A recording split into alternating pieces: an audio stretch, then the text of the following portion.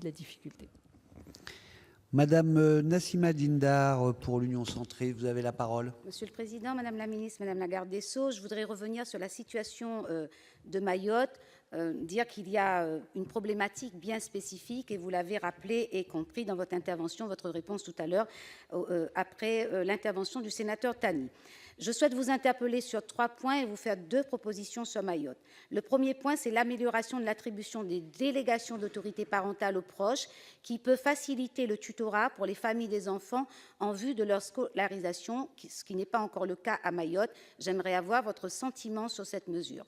Le deuxième point concerne les problèmes de santé rencontrés par tous ces mineurs qui sont reçus souvent au CHM de Mayotte et à qui on demande de payer 10 €. Les problèmes de santé restent préoccupants en l'application de l'ordonnance des mineurs et des femmes enceintes qui s'applique à Mayotte, qui reste une ordonnance très complexe et difficilement mise en œuvre. Cet aspect mériterait des précisions de votre part, principalement à la demande des associations de terrain.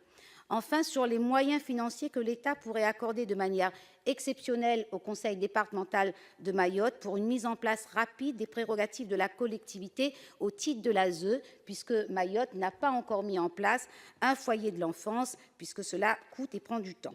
Il reste encore, mon collègue Tani l'a dit, beaucoup à faire sur les politiques publiques de l'enfance et de la jeunesse. Je rappelle que la moitié de la population a moins de 18 ans. Je rappelle que Mayotte est le département le plus pauvre et le plus inégalitaire de France. Mayotte compte plus de 40% d'étrangers, dont la moitié sont mineurs, mais dont 39% des personnes étrangères à Mayotte y sont nées. C'est-à-dire qu'ils sont nés sur le sol mahorais, donc sur le sol français.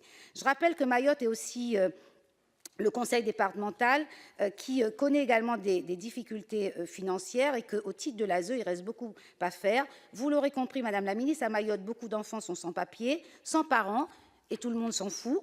Pas vraiment, je ne le crois pas, puisque pour avoir entendu hier le président Macron en visite à Calais, et vous allez me le confirmer, notre gouvernement a bien l'intention de ne pas laisser notre politique migratoire contaminer le champ de la protection de l'enfance. Et entre Mayotte et les Comores, il s'agit bien de la politique migratoire également. 2 pistes également.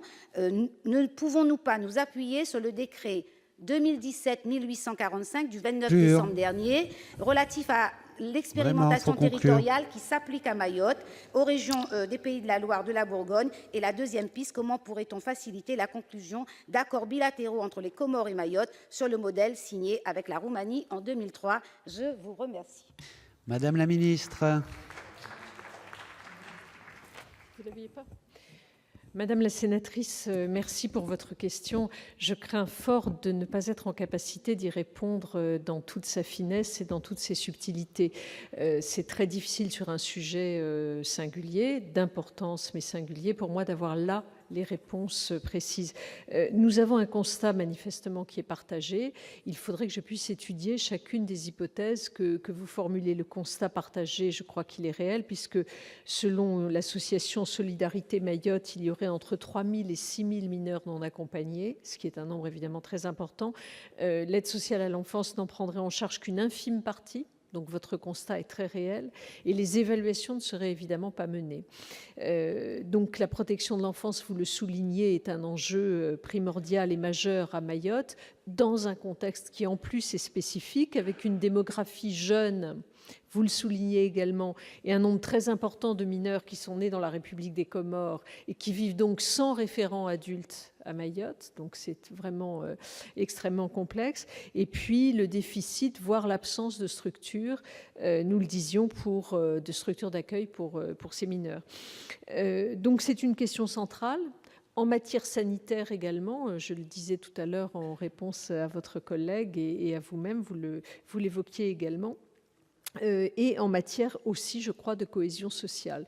Il me semble toutefois qu'une application stricto sensu de la loi sur la protection de l'enfance serait très difficilement réalisable. Il faut en mesurer vraiment la possibilité de traiter singulièrement votre sujet. Et je le disais aussi, la délinquance pénale est également extrêmement importante, liée, très souvent associée aux mineurs isolés.